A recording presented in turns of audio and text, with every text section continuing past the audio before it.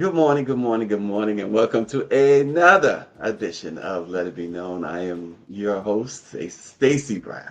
I Peace don't even and know my name. uh-oh.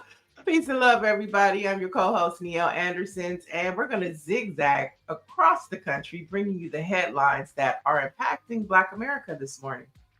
Absolutely, lots going on. I see right away that RNG talked about the two planes taxiing at LaGuardia, and they collided. So far, no one was reportedly hurt in that. And as he said, let me guess, DEI is responsible. Was there a black pilot? Neil? Right. But that's what happens when you have a shutdown. Many Yeah, things that's in what this happened. country are going to become impacted by people are like, no pay, no play. Nope. And before we get further into the shutdown, let's see what our producer has for us this morning.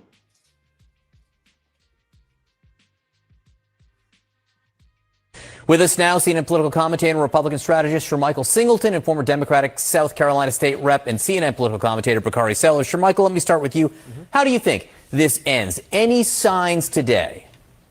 I mean, not in the immediate, but look, I think the American people are ultimately going to blame Democrats. I think there's a bit of an illogical fallacy here from the argument coming from my friends on the left. We were at this place several months ago, John, and when we were, Democrats accused Republicans of not caring about veterans, of not caring about hardworking people, of not caring for children who rely on SNAP benefits for food. And yet here they are, unwilling to compromise, even though you had Senator Thune, you had House Majority Leader Johnson, even the president. All three leaders on the Republican side have signaled that they're willing to negotiate with Democrats as it pertains to health care, as long as we leave the government open. So why wouldn't my Democratic friends want to do that? And even the New York Times, for goodness sakes, wrote a column that came out 2 days ago that said this is actually a clean CR. And yet Democrats are saying it's not. They're playing politics. It's a bit hypocritical. If the government stays shut down, the blame rests with Democrats. Bakari, I'm betting you have a different view. Yeah, I mean, I just think that I love Shermichael. We went to the same institution, but his argument is just flat out wrong. I mean, it's not the only talking points they have. I think most Americans look at the TV tonight and they're like, wait a minute. Republicans have the White House, they have the Senate, and they have the House of Representatives. They kind of own this. And everybody talks about the first CR, even the New York Times, Shermichael. I've been on TV a few times today, but they don't articulate or point out what happened between then and now. We had this big, beautiful bill. And what people don't point out is after the passage of the big, beautiful bill, what's going to happen? They put insane cuts on people who are receiving Medicaid, which hurt federally funded health care centers. Cuts back on people getting Medicaid. They also eliminated the subsidies that go to individuals on the Affordable Care Act. What that means is that now those prices, those premiums are going to go up. And so the irony in this argument is that Democrats actually have a clear message of what they're fighting for. We're fighting for individuals to maintain their right to health care. Point blank, period. This isn't a procedural argument. This isn't anything else. We're fighting for those same individuals Shermichael laid out. We're fighting for them to have access to quality care. What we're seeing right now, though, is this authoritarian way of trying to overthrow some constitutional order. That was a lot of big words. I sounded like Hakeem Jeffries. I got to stop that. But what we're trying to do right now and what we see right now when individuals are going down this path is you have people like Russ Vought, who we don't even know who that is. None of the three of us voted for Russ Vought ever to do anything. But he is actually going in and cutting billions of dollars of funding just from blue states. Imagine if Barack Obama did that. Imagine if Joe Biden did that. Imagine if we had somebody who's an unelected bureaucrat go in and cut lawfully allocated funds from blue states. That is what authoritarians do. That's what they're doing now. And Democrats are simply fighting for health care. I've been very critical of Akeem and Chuck, but I'm glad that they're showing the fortitude now to at least fight for something for the American people. Shermichael, I see we're moving the goalposts. The president is unhinged. He is unwell. What are you folks doing? On your side are too. I don't control. Oh my God, please. That performance in front of the generals, that I didn't see it. is so dangerous. You know I serve on Foreign Affairs and Appropriations. It's a collision of those two things. Our allies are looking elsewhere. Our enemies are laughing. I just This is what makes times like these a little bit more difficult when you have a Michael. It's like the only question, and I'll let you take it over because I'm going to go down a deep dark rabbit hole, as Cardi B says, or somebody says, but the rabbit hole. But the only thing I will ask is that did they give you Vaseline, Michael? That's all I'm going to say. Well, I mean, you have to give the Republican Party credit for being on target with their talking points and how they push the narrative. I've still yet to see the Democratic Party find something that will resonate with the American people. I would like to see the Democratic Party go and have some of these people that are truly impacted by this shutdown. I mean, immediately, people who have lost their jobs or people, TSA employees who are not getting paid that are on the front line, and let them talk about how this shutdown is impacting them.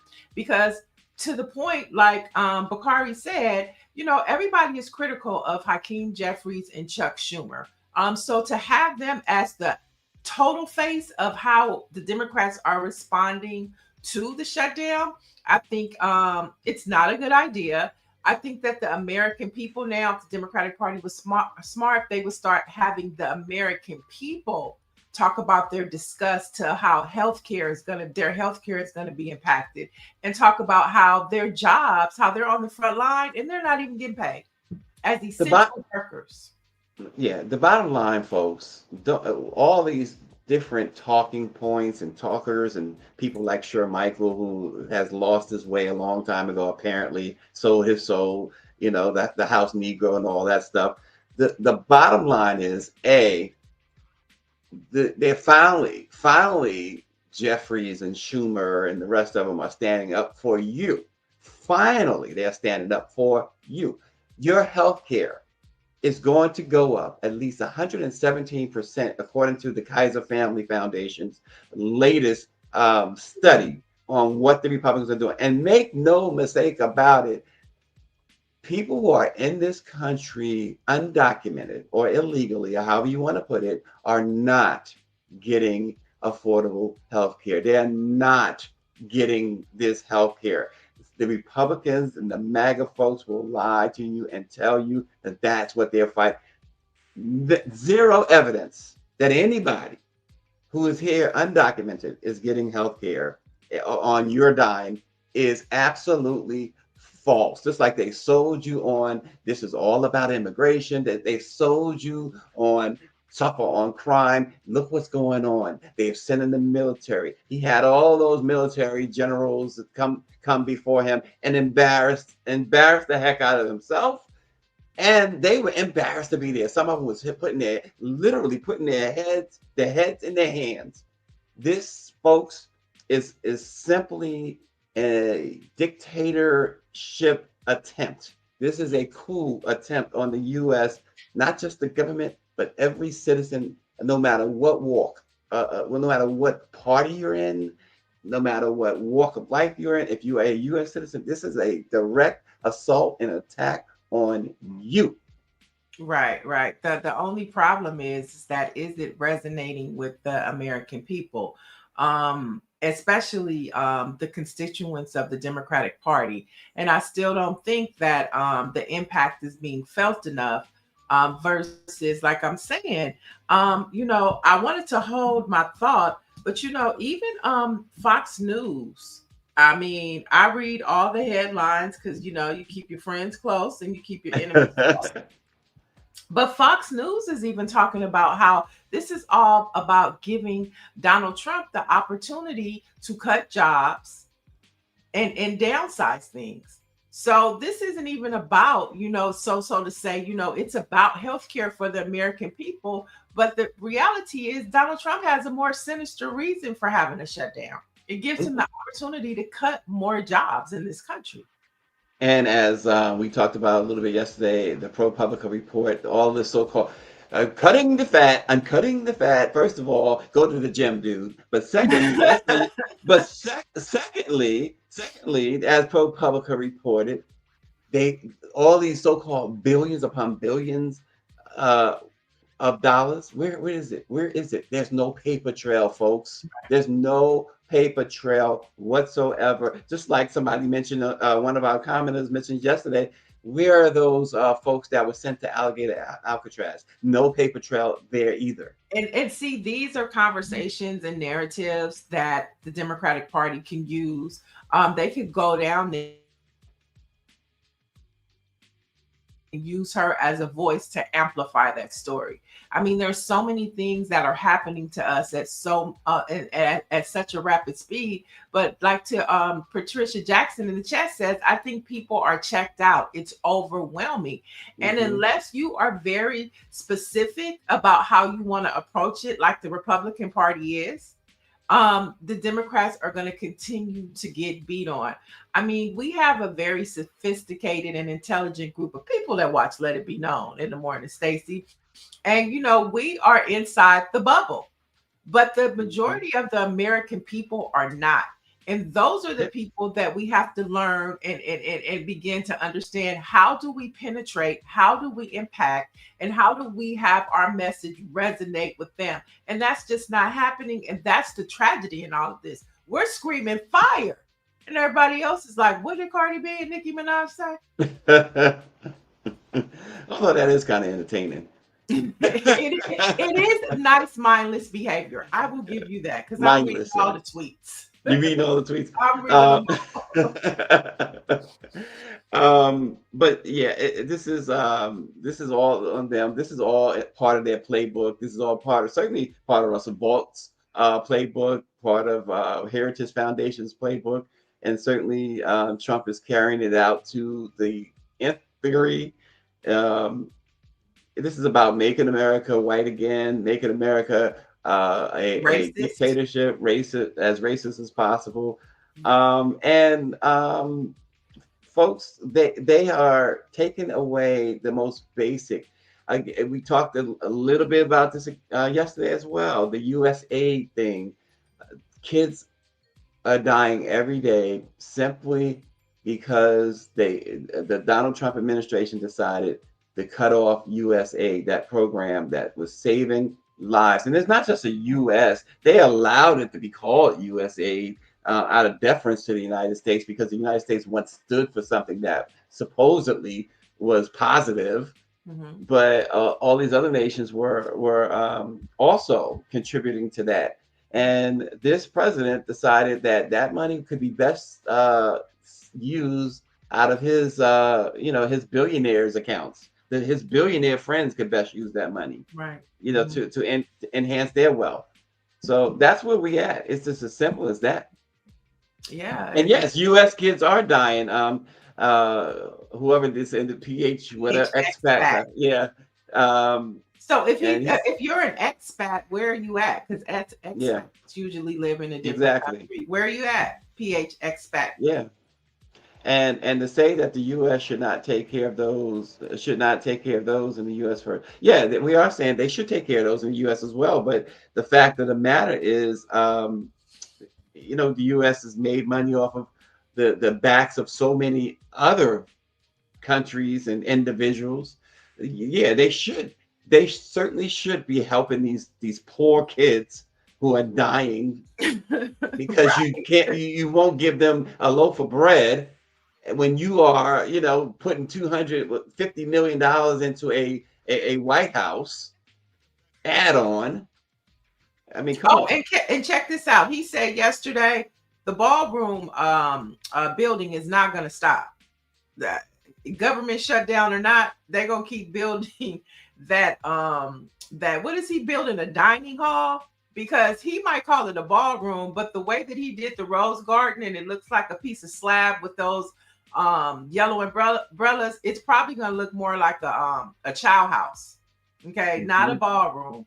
But to your point, look at what's happening, and we have to double down on that. Taking away from the poor so you can feed your rerouting that money to your billionaire friends.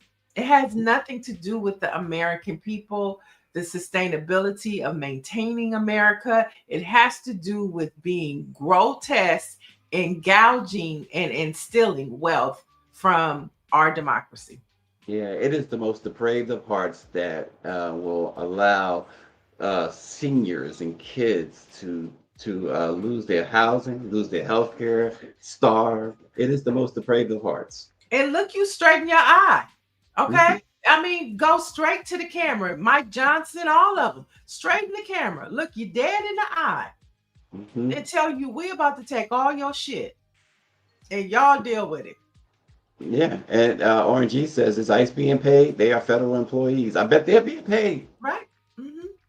They're being paid to terrorize folks, And kidnap folks. and the way that he says, oh, I think that I'm going to just go after Democratic cities. I'm going to pull their money. I mean, to hear that and for people to just still, turn up the music, I think, maybe this is a lesson that the American people are going to have to learn. Because if you're not sick and tired of being sick and tired of what is happening to our country, then maybe we all have to suffer until you get it. Yeah, and this is again, we talked about Sher Michael earlier. Her Michael, I don't know what his name is anymore. I don't care. But when you got people like that, the Byron Donalds of the world, it's so nice. You brought this out yesterday. How our girl Jasmine read him up, down, sideways, and then put him in his crib and put a bottle in his mouth and a pacifier on his side. I mean, she wrecked his whole world with what she said, and she was 100% right. But you have these folks like that who are just, they are so despicable. The Clarence Thomases of the world. It really highlights, it brings to the fore how despicable they really are. PH Expat said, but I left the US a decade ago to live on a farm in the middle of nowhere.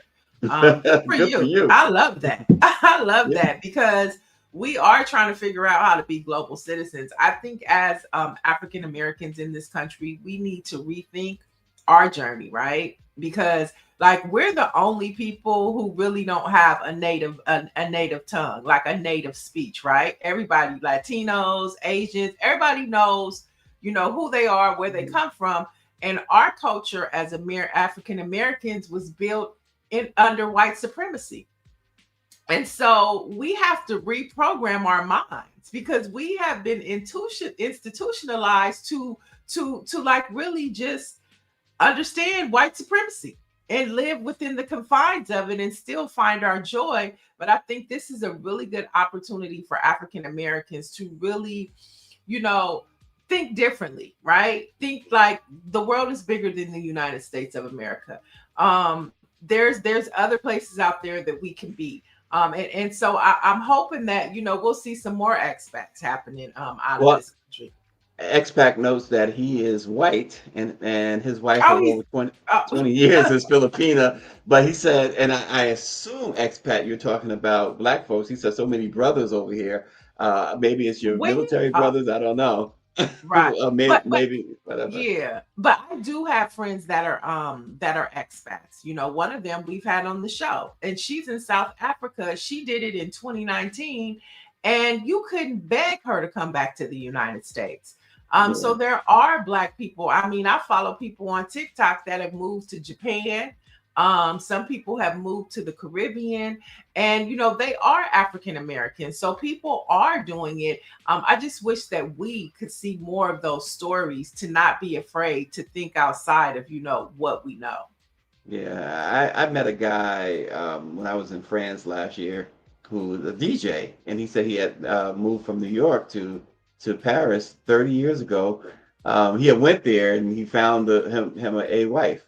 He wasn't expecting it, but he said after that he wasn't coming back. And he's based on his account, he's been happy ever since. Right. So I think Shonda H brings up an important point. 44 million Black Americans aren't going to be able to flee America. Most Black folks don't even have a passport. And that's what I'm saying too, in part, we have to retrain our minds. mhm. If we can go out and spend $300, $500 on a Beyonce concert ticket or a Kendrick Lamar concert ticket, we surely can afford to get a passport for under $100. And Mm. that's what I mean about the retraining of our minds and just thinking about things differently. There's a big world out there. And this white supremacist country is going backwards instead of forwards. And so we need to keep thinking how to move forward. Yeah, he says, yeah, it is hard to, and believe me, I don't mean any offense. I'm taking an assumption that you are a man. I know we had the wrong assumption that you were black, but expat says it is hard to leave, not just the money, the commitment to just leave. And that's true too. You have to be committed to it. Yeah, yeah. And you have to think different. You know what I'm saying? You have to, it's definitely a mind shift, right? It's definitely something that, because to be honest, there are people here. I live in Los Angeles. There are people here in Watts. When I used to, work at the radio station and we used to do, community things, I didn't even realize there were some kids in Watts who hadn't even been 5 miles west to Hmm. just go to the beach, had never been Austin, to the beach. And the beach is less than 5 miles away from what? yeah, Austin Cooper. We always tease Austin, but Austin does some great work. He works with some kids in the with the Lockridge Foundation in Washington D.C. and they take kids to Africa. And these are kids who not only have never been on a plane before, but never left Washington D.C. in the area where they live. So It's life that's changing. it It's is life very much changing. so. Yeah. From going down the street to the beach to going all the way to the motherland. It is life changing experiences like that that help our future generation understand that life is bigger than the situation or community that you live in. Yeah, and you see what Dr. Marilyn says, and this is a thing with a lot of people. She says that she went to Africa, and although I enjoyed it, she says I couldn't see myself living there. But here's the point, I guess there are certain things that I can't give up, but I love those who do it. Mm, Absolutely. You got to be a little bit detached or not too attached to certain things. yeah, And things are one thing, but people are another. And for many, it's leaving their loved ones behind, especially in this climate. You I just, get it. I mm, get it. I get it. But at the OG ain't rate going nowhere. right. At the rate this country is going, I think a lot of more people will begin to think of alternative options, especially if Donald Trump continues to get all these wins. And we'll see what happens in next year with the midterms, and we'll see if he still stays in office. Because I think there's a good opportunity or chance that that man is going nowhere. He also mentions like one of the things that they're talking about was cutting Section 8 and things like that. And expat makes a good point. It's a point that I'm sure some will still argue with, but he says it should not, Section 8 should not be a lifetime thing, but it should not be abolished because it helps many. And that's one of the things that the Trump administration wants to get rid of is things like housing vouchers, Section 8, of course, WIC and all of that stuff. And I do. There's many who will agree. Even when we had Dr. Cosby on, he talked about the projects that he lived in when he was going. And he says the idea then was to get in and get out. Once you Right. get yourself together, get out and Okay, make but way for I somebody get that. else. I get all of that. But let's talk about that. People who work a 9 to 5 job still do not Hmm. make enough money to That's the live other in part. this country. So for somebody to say that, you Hmm. shouldn't have SNAP all your life, well then this country you should be able to live in this country to where you can afford groceries. There are a lot of people who are working 9 to 5, 40-hour work weeks, and they And still don't more. have enough to Yep. survive. So I Yep. think that it's easy to say, oh, after 10 years, you should be able to, pick up your bootstraps and go on. But the statistics and the data shows that most people in America don't make enough money and they working every day hard. There's some of them are homeless. Okay. Yep. So until this country makes a living wage, a true living wage, then you can't say that about SNAP and any other government resources that they Without provide. question. And you know what? You know who the people are who say, you need to pick yourself up by your bootstraps? It's the people who have been it's been handed to. Or taking all the money. They're Mhm. taking government handouts. You know what I'm saying? Trump is rewriting, tax codes and all types of stuff so that they can continue to get more wealth. Meanwhile, you want to be mad at me because I want food stamps and I go to work every day. Yeah, yeah. Aquarius says everyone on Section 8 isn't in a housing project you can rent anywhere. Yeah, I think we understand that. The premise though for Section 8 for many is supposed to be, you know, get it get it once you get yourself together, then don't keep getting it. But as Neil just articulated, the way that they have done this country, you could work 20 hours a day and you still will struggle to afford what they've done to this country as far as renting, even buying, Right. we're not even talking about food and water yet, right? Mhm. Uh, the Stephanie Humphrey channel says also, Sister Niele, when you leaving and where are you going? Well, my dream is to have dual citizenship. Okay, because I've been thinking about it, There you and go. it's funny. Me and my friend go back and forth. She was like, she leaving too. So she was like, "Where are you going?" I said, I would either want to live somewhere in Africa, Ghana, South Africa. My friend says Johannesburg is beautiful, and I'm watching her life. And I love the Caribbean. I love beaches and pretty water. I love to float. And so, what I'm saying? And I want to have dual citizenship. And speaking of that, Spike Lee was on social media this morning because he has dual citizenship. I think it's in Ghana, but he's pushing people to get their passports and have dual citizenship and explore. And I don't think that it's a bad thing. I'm not saying, and let me be clear, I'm not saying that I just want to pick up and I ain't never coming back. But I think that there's an opportunity for us to explore. We were forced over here on ships. Our ancestors were forced, no choice. Now we have a choice. So let's be our ancestors' wildest dreams. Mm. Well, Dr. Jones says WIC allowing for mothers and infants and toddlers to have milk and food. She says her neighbor has pieced together 3 jobs at a time and still needs WIC to provide for her babies. And that's just the cold hard facts. You talk about the working poor, there's more working poor than anything else. Oh, look, they're tough. See, I love this conversation. Hmm. So, PH Expat says St. Thomas is nice. Michelle Madison says, I would move to the Caribbean. See, I'm just saying, imagine, think about it. What did you say? You take one step, God takes two. Michelle Madison says, I would move to the Caribbean. My mother has dual citizenship. And then PH Expat says, once you leave the USDL, you'll see it is actually better and easier, regardless of where, to a And point. you see what Claudette Perry says, See, right? let's Sierra reimagine. Leone, yeah, she says Sierra Leone, Nairobi, Kenya, free citizenship to any Americans who want to come, and of course Ghana as well.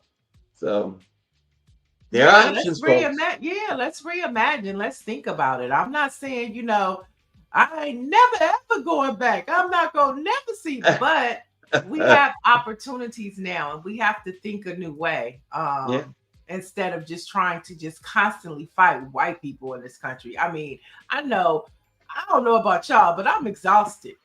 you're exhausted. I mean, mentally, when you look at the Oh news yeah, every it day, is mentally mentally, it exhausting. is Yeah, exhausting. yeah, it is. It really is. And then we're right in the middle of it, right? Because we're trying to give information, talk about what's going on, and find a way in which we can uplift our folks. But it's tiring. It is tired. And let me tell y'all now, as journalists, we got to fact check, because AI is messing up, the truth. You would think AI is helpful too, but Well, it's it not really, just. I'm you gotta, sorry. it's the lies coming out of the White House. It Yep, is that's the what I'm gonna say. misinformation coming out of the White House. And then you Yep. have this whole new technology system that's supposed to be helping you identify the truth. But let me tell you, before AI, and working in newsrooms and things, Black news was easy to find. It is being buried. Yep. You put Black news now in the search engine, and you might get a black bear attack somebody in Northern California. The truth is becoming harder and harder to find and to verify. Well, to your point on that, the most recent Pew Research Center's survey of American newsrooms, only 6% of reporting journalists are Black. Mm, 6%. That's a scary number right there. And again, we talk very. about the black press, the black press, the black press. It's so important, folks, that folks stay engaged with the black press. 6% of journalists, according to Pew, is Black. And narrative and spin, as we say in news, is very important. And that was the thing that we were excited about, as you know, we were, minorities were beginning to have more voice in mainstream news rooms, because if you're telling stuff constantly from a white perspective, you're leaving out so many details about what the Mhm. experience truly is. When you look at CNN and MSNBC now, they're not talking about our stories. I don't even think I saw about the HBCUs, right? Right. And the bomb threats. So having people of color in newsrooms, it is highly important and critical to telling the true narrative of an American experience in this country. Now we're going back to where it's just a white experience, and it's coming from a white supremacist POV, because it's not the reporters that are telling the stories. It is people in high dark places. Okay, it is the people that are Donald Trump's friends, that are, as Stacy likes to say, capitulating to him and not wanting to get a lawsuit filed against you. And so the narrative that's coming out of these newsroom now are being more and more skewed towards what Donald Trump and his Trump clan administration wants. And we saw he just YouTube just agreed to give him what, $24.5 million. Trump, that is, and CBS, NBC, CNN, the Washington Post. Everybody has, yes, capitulated. All the mainstream outlets. So, folks, this is we are not bought and sold. Right, So right. Joni Toole says the algorithms are absolutely designed to boost the white Christian nationalist agenda. And we have what else? What are people saying on PH Expat? We were loving all the commentary from you. I grew up foster homes, then then addict, then criminal, went to prison, white guy.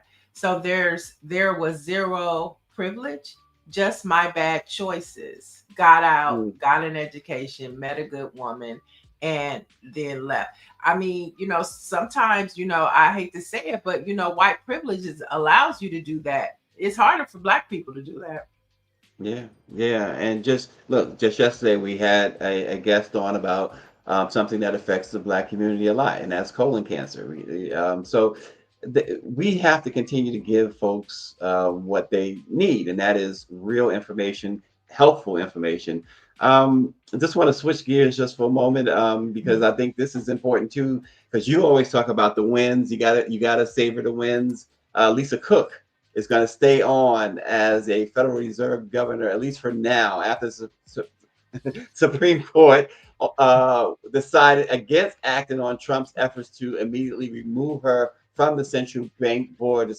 The Supreme Court, however, did say it would hear arguments in January over Trump's efforts to dismiss Cook, who became the first Black woman to sit on the Federal Reserve Board of Governors in 2022. He used his usual penchant for unfounded allegations and accused Cook of mortgage fraud, a charge, of course, that has been disproven. Not only does she denied it, but it has been disproven. She has not committed mortgage fraud. So she's staying on the job, at least for now. Supreme Court, at least for now, is holding off to bending the knee. I guess a win is a win, right? And we got to take it where we get it. There's a little glimmer of hope there. That it's bending, and what is the arc of justice is bending just a little bit for us. let me tell you something. Patricia Jackson says, and this, I think this is a great point. She says, "I despise the term white privilege. I don't have another term, but I see." She says, I almost feel proud of that, and some almost feel proud of that instead of reflecting." I Mm. agree. There's that term and the black card. I hate those two terms. You're right, but I'm with you on that. I should say, Patricia, the white privilege, but also I want to throw in the black card. That term, that black card, came about during the O.J. Simpson trial, and it was used, if you recall, in a very racist way, with Mark Furman. Oh, they're playing the black card. In other words, that whole racism thing, like as if it's something that's not true, something Like that's it's a get out bad. of jail free card. Right, exactly. So Bam. yeah, I'm with you on that, and a couple of other phrases too, Patricia Jackson, by the way. So anyway, I But had yeah, to say that. for me, I mean, I can understand why you despise it. I despise it too. I'm talking about white privilege because it is a privilege that we don't have. And some people, some white folks don't even realize that they have a privilege. I mean, it's just the standard. You could be the lowest of the lowest, but if you are white, the most educated black person can be standing next to the most uneducated white person. But depending on the circumstance and the situation, there is a certain amount of privilege that they have that we just don't. I despise it too, but I despise it because of that reason. Yeah, yeah. Well, you know what? You know somebody who is behind the cameras who will not give a give to a homeless white person. That Kills is me. hilarious. That kills me. But nonetheless, she's very emphatic about it. Very emphatic that that person is failing to use their privilege. So Ooh. so So anyway, it's okay. hilarious. It's absolutely hilarious. Pumikin says white privilege is just a euphemism for racism. There you go. There you go. Folks, tomorrow is Robert Shapiro, Miss Lavender created that term, the race card. Exactly. Tomorrow is the day for Diddy. Did he do it?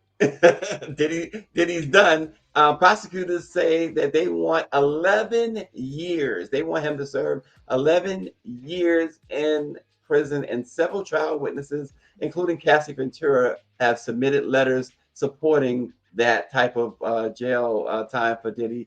Again, I think it's something to closely watch because, again, the two charges that he was convicted of is really what the judge should be using to sentence him. But Diddy dug this hole, and now let's see how it all turns out. He will address the court tomorrow, Niele. So that's going to be interesting in itself.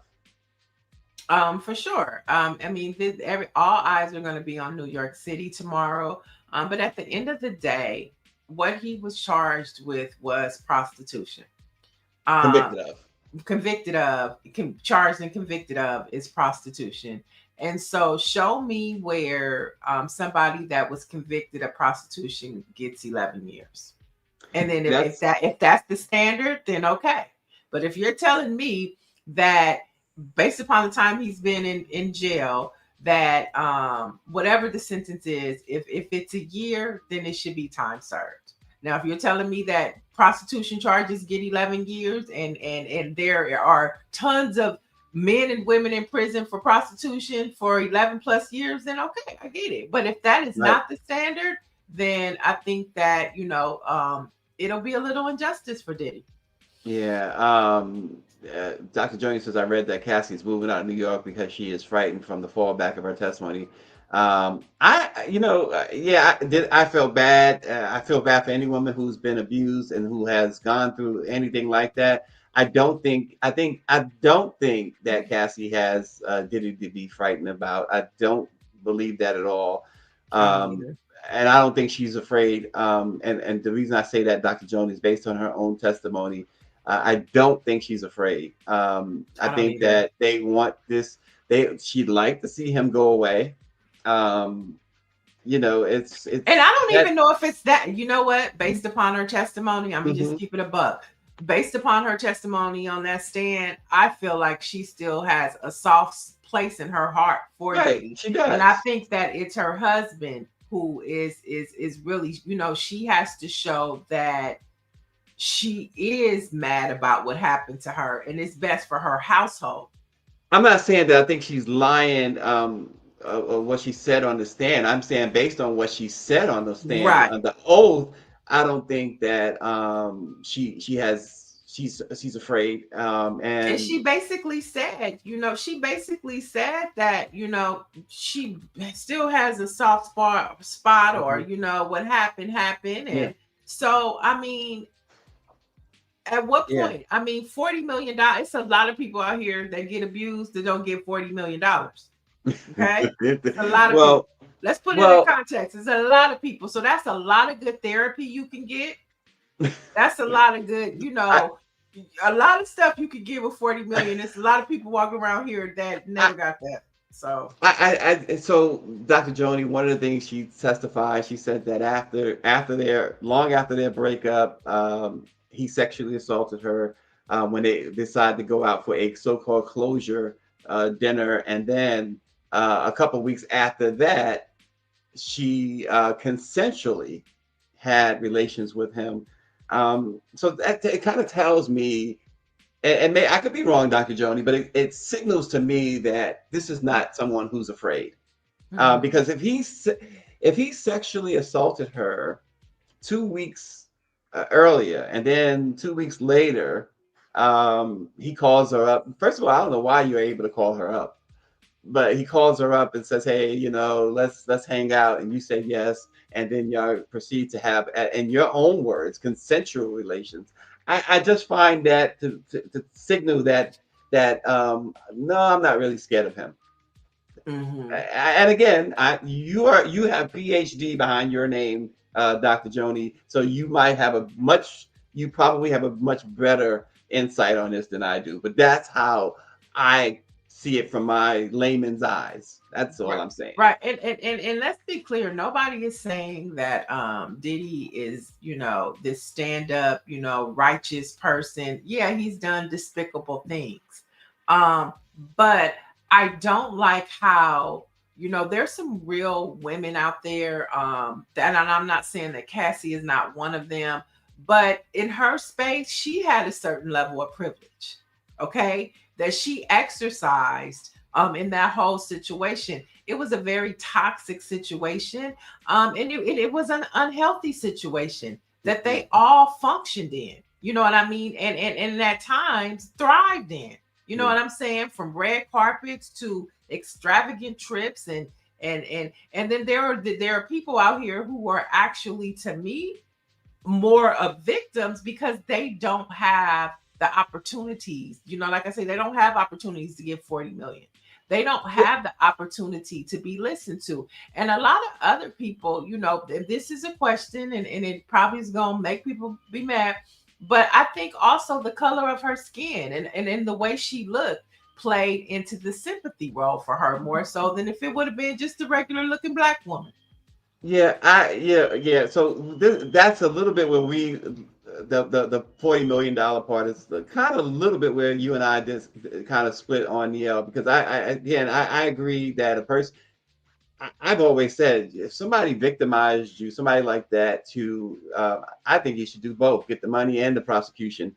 That's how I feel about it. I don't hate that she got the money. He paid her for a reason, but I just think that she expressed something different than what she's now expressing in that letter. And I don't know that that's right. But then someone brings up about the what is that? Some syndrome? What do you call it? Oh gosh, I saw it again. But uh, Stockholm syndrome. Stockholm. Stockholm syndrome. Yeah, Mhm. and I believe that's real. I don't think that's contrived in any way. So again, I just don't know what to think of this situation. But what I will say about this situation, Diddy or not, and I could care less about Sean Diddy Combs. I think he's a horrible, horrible human being. If the judge gave him 11 years, I wouldn't bat an eye. But it's wrong, I think, because the sentence and what he was convicted of. Right. That's what my concern has always been especially for people of color.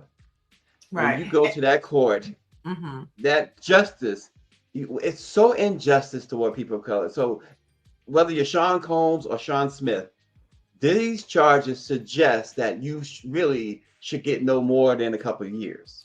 Right. And really it should be time served. And the reality is, if he does get 11 years, it's not going to be for what he was charged with.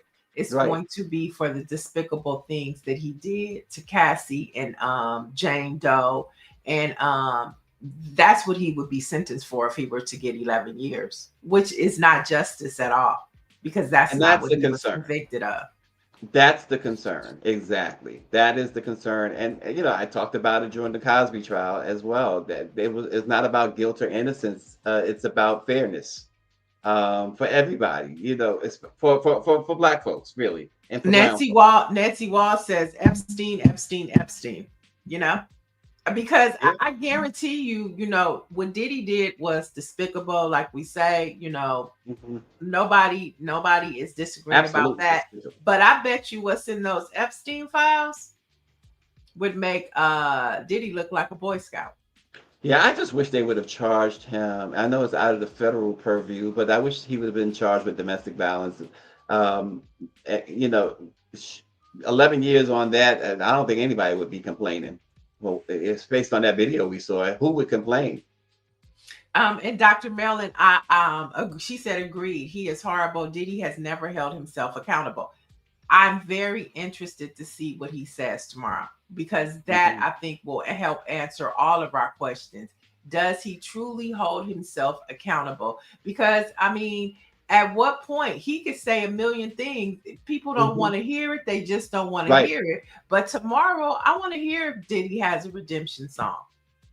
Yeah, and Stephanie Humphreys, she says emotional and mental abuse is real. Absolutely. And that's what the $40 million is for.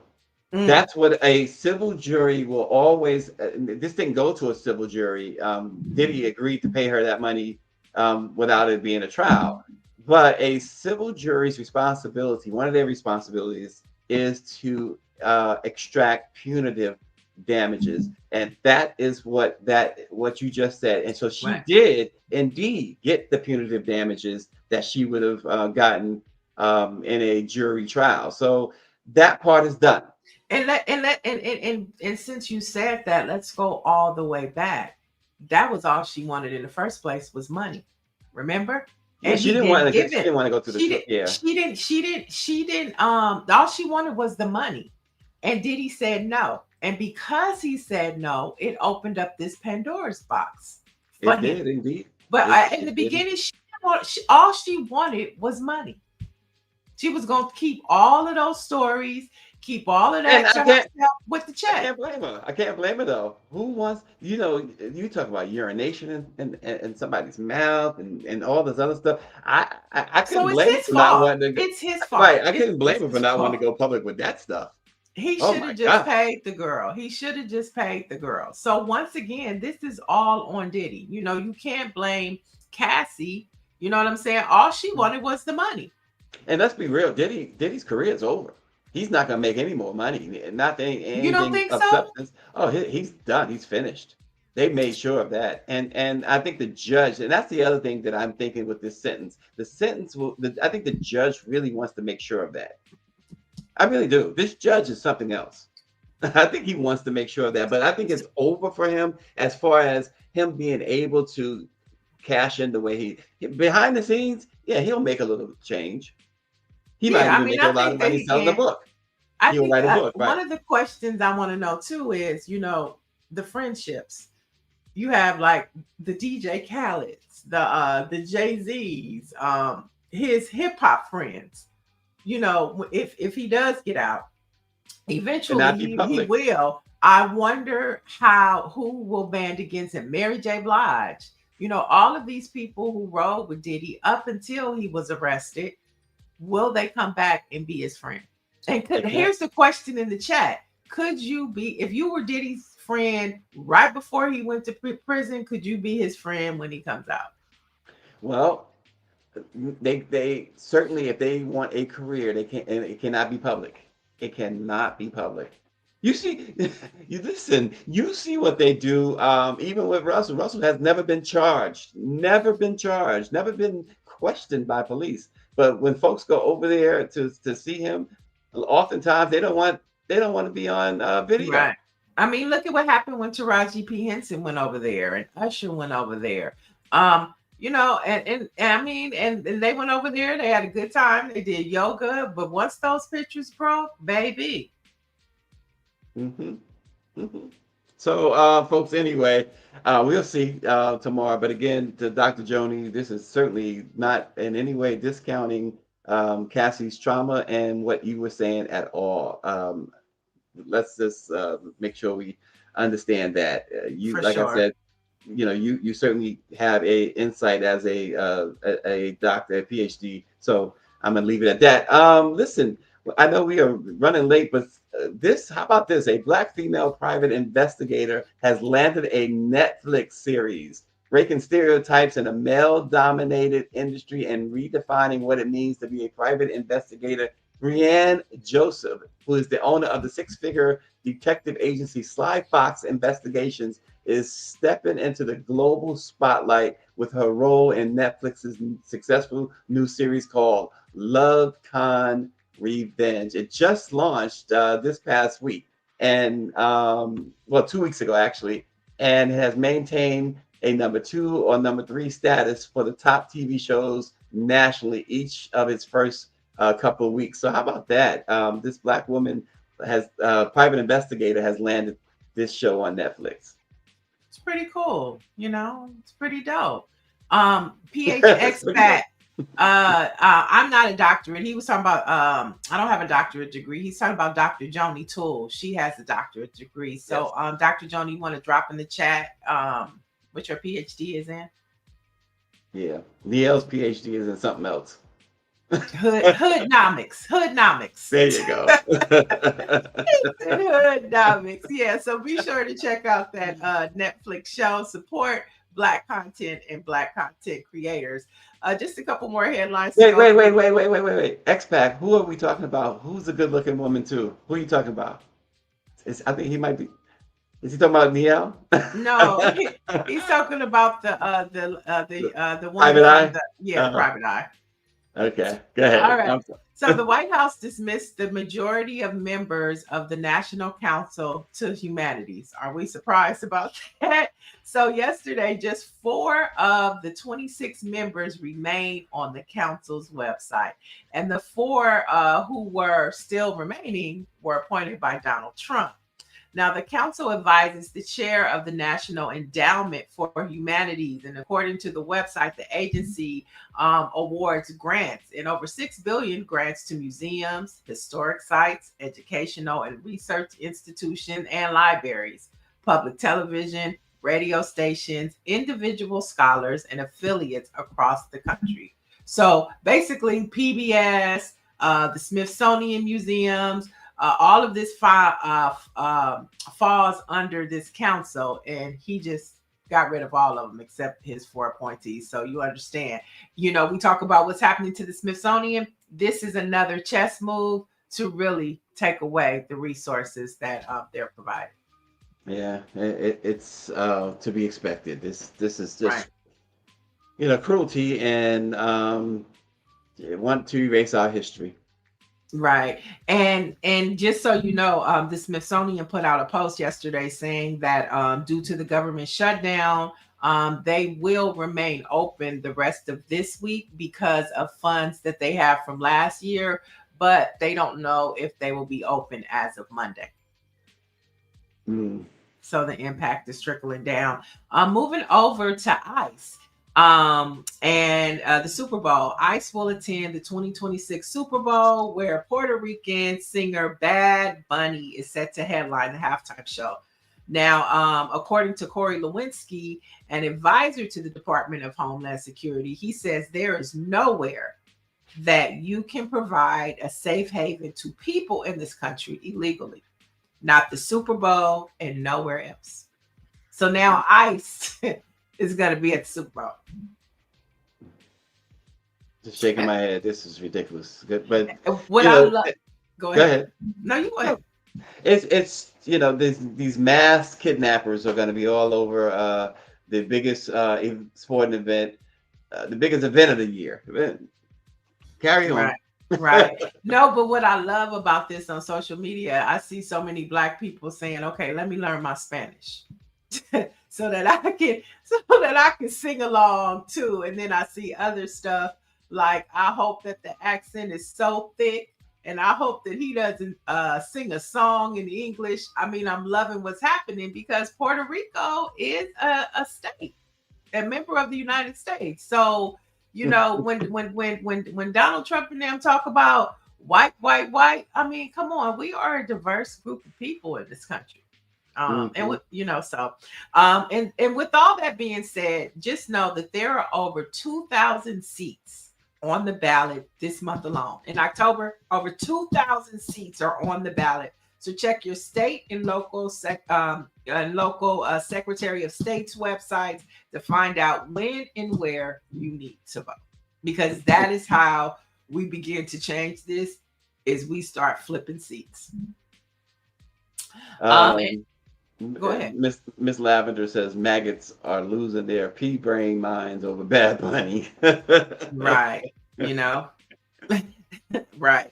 And last but not least, let's head to some HBCU headlines. Florida A&M band announcer Joe Bullard has backpedaled and apologized for his offensive remarks made during a game over the weekend.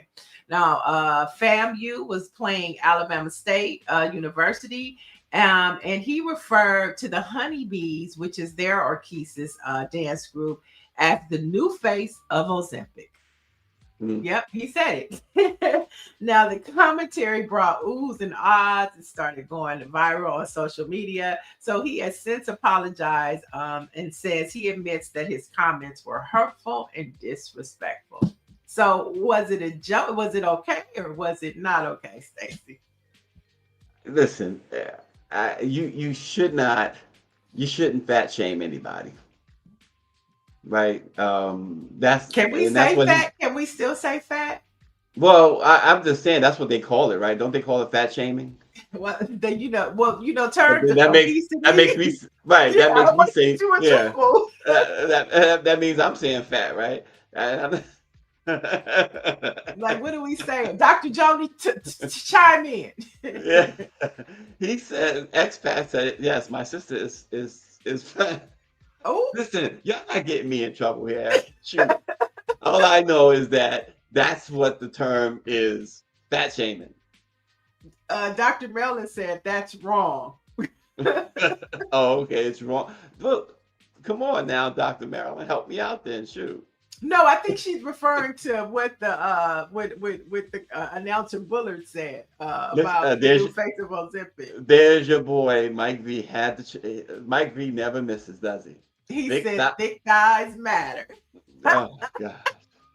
Oh boy, I tell you, there's some So he's topics we just don't need to apologized, talk about. She's Chris said he like meat on the bones. My brother never liked a skinny woman. Oh my gosh. I had like maybe two stalkers in my lifetime. One was a very skinny woman, and and she literally stalked me, and I was it's like, wait a minute, this is wrong. This is crazy. Oh, you said two. I thought you were gonna say you had one skinny and one thick, but you just No, okay. no, no. Just I mean, somebody else was an online stalker. The other one was in real life. And to me, these girls look voluptuous. They don't really look fat to me. Voluptuous. They're curvy. They're big. They're curvy girls. You know what I'm saying? And it's okay to have some meat on your bones. They don't look fat to me. Well, obese to me. See, there's that word. And that's the thing. Like all of these, like what was okay to say yesterday is offensive today. And the thing is, nobody means any harm. Dr. Marilyn says BBW is the term, I think. BBW. What does that mean, Dr. Marilyn? I assume it means big black woman. Don't think so. Wait a minute. Dr. Marilyn, am I wrong? Dr. Marilyn, tell me. I think that's what she means. Yep, see? No, Expat said, no, Dr. Marilyn, please confirm that's what that means.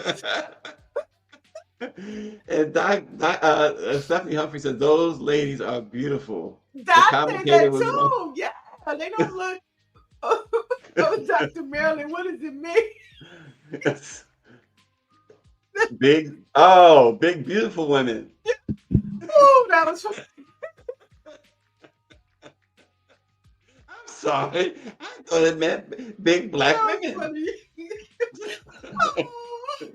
She said, No, those are your headlines for today. oh, okay. Even RNG could have said something along before I got in trouble. Oh RNG my could help God, me that out. was so funny. I got He tears knew in what my it meant. eyes. Because you said it so like affirmingly, like, what it Listen, I don't know this stuff. Oh, that was I don't know hilarious. this stuff. I don't No, know that's about a this. great way to start. My day is going to be happy. Oh my. Yes, ma'am, I am. I guess she's shaking her head at me. I'm sorry. Oh my God, that was so, look, I'm crying. That was Our, hilarious. our, our black facts for today, folks. On this date in 1967, history was Ooh. made. Thurgood Marshall was sworn in as the first Black U.S. Supreme Court Justice. And there's only been one more since, and that's Ketanji Brown Jackson. Oh, nice. Okay, yes. I mean, we're talking about the Supreme Court. Let me gather myself together and get to my black fact. So today, my black fact is Hattie McDaniels. Remember her? The first Yes. African American to win an Academy Award for her role as Mamie in the 1939 film Gone with the Wind. She died today in 1952. But the reason why I picked her, Stacy, is because her burial was very interesting because her final wish was to be buried at the then segregated Hollywood Cemetery, right? It's now called Hollywood Forever. And the cemetery's owner denied her request because of a white-owned burial policy. And as a result, she was interred at Angeles Rosedale Cemetery here in Los Angeles. But decades later, in 1999, the new owners apologized for the past discrimination, and they offered her family to re-enter her remains at the cemetery, but her family declined, and so the Hollywood Cemetery instead built a memorial in her honor. Haters are always gonna hate. When Hattie McDaniel won her Oscar, she was getting a lot of hate from within her own community, and because she won the Oscar as the maid and was Gone with the Wind, and she said she'd rather be acting as a maid than actually and making that type of money than being a maid and a regular maid and making no money. She recognized how fortunate she was, but she also had to deal with the hate from within too. And Rashonda Tate, her book, The Queen of Sugar Hill, y'all gotta check it out. It is a great book, and Hattie McDaniel. It's about Hattie McDaniel, so check her out. Yeah, her story is so rich and fascinating, and it was like I agree with it. Like, I'd rather play a maid than really be a maid. And did she play an Imitation to Life too, or was that somebody else? I'm not sure. But when you go back and look at Gone with the Wind now, for me, I don't see it with the same eyes that I saw it when I was a little girl. Oh, of course not. Oh God. Dr. Marilyn says you guys need to read Queen of Sugar Hill. It's a great book. Yes, and we are proud to say we've had Rashonda on a few times. In fact, Rashonda is a member of the Black Press of America and out in Houston at the Defender Network. And Rashonda now has written like 60 books. She is definitely one of ours, and she's not a pretend. Rashonda is the real deal. We love Rashonda on our show, and she's been on our show quite a few times, and including Nice. with that book. So yes. Nice. And Stephanie Humphrey channel says, I think it was Lady Hattie in Waiting to Accept, in Imitation to Life. Waiting to exhale, huh? No, it said I- wait, one, but I don't know what that said. But you would love. Greer mentions you, Niele, would love that book, Queen of Sugar Hill. Nice. Yeah. I mean, and during that, because during that time, there were limited roles for Black people to play. Very limited. So, yeah, it should be a good deep dive. PH Expat says, as a kid, it was just the songs that I remember from Gone with the Wind. Oh, okay. But you're right. You're so right about that. When you look at stuff later, ooh, your take can be very different. Right. And even with Imitation of Life, the way that girl treated her mother. Yeah. Oh, Greer said that's not Hattie McDaniel in Imitation of Life. That's not her. No, it's not her. Okay. Well, who is she? Who is she? Who is that maid? Who's that made? But you're right. The roles were so limited, and you remember a lot of actors, white actors, played Black characters in blackface. Mm-hmm. So it was historic. Juanita Moore. Juanita Moore is Imitation of Life. Okay. See, look how we're remembering our Black actresses. But yeah, to Hattie McDaniel's point, thank God it wasn't that would be even more disrespectful to get a white woman and paint her face Black to be a maid. Just get the Black woman. Yeah. Well, they so did we a lot remember of her that. today. Absolutely. They are voluptuous, Nancy Wall says. Voluptuous. All right. So next time put BVW, okay? Big voluptuous woman or something like that. Black voluptuous. I don't know. Or just VW, voluptuous woman. Just, all right. There you go. Let's take the big off. Our Black-owned newspaper of the day, folks. It's one paper that's near and dear for me. The Westchester County Press is our Black-owned newspaper of the day. Over the last 9 decades or so, the Westchester County Press's mission has been to serve the African American community by bringing you positive news about your neighbors and government leaders. They continue to welcome legal notices, ads, articles, columns, and events to the calendar, or to the community calendar, which connects us all. And the Westchester County Press, I used to work up in Westchester County, New York, and I used to work for, back then I was working for Gannett, and I used to always drop in at the Westchester County Press, and it was like a very small operation, but it was always exciting to see the coverage that they did on the city of Mount Vernon, New York, New Rochelle, and all of the surrounding towns and villages. They always did a great job. So check them out, folks. The Westchester County Press, our Black-owned newspaper of the day. And in the words of Patricia Jackson and the Stephanie Humphrey channel, hit the like button before you leave. Hit the likes, hit the likes, hit the like. Tell somebody to subscribe to Black Press USA. Let it be known. And for the latest in Black news, to keep up with the shutdown, to keep up with HBCU news, and all in between from coast to coast, visit BlackPressUSA.com. And listen, real quick, Miss Lavender says Louise Beavers played the mother in the 1934 original version of Imitation of Life. Look at that history. I love it. I love it. And Dr. Marilyn has banned me from ever saying anything about BBWs again. So that's the end of that. Put a stamp on it. That's it. Folks, check us out again tomorrow. I guess tomorrow we can see what happens with Diddy, and we can also kind of dive into this whole Nicki Minaj and Cardi B situation. So and we're gonna add the WNBA because there's a lot of chatter going on over there. Too. Oh yeah, we'll you talk about that tomorrow too. Join us tomorrow. We're gonna have some fun. We'll see you then.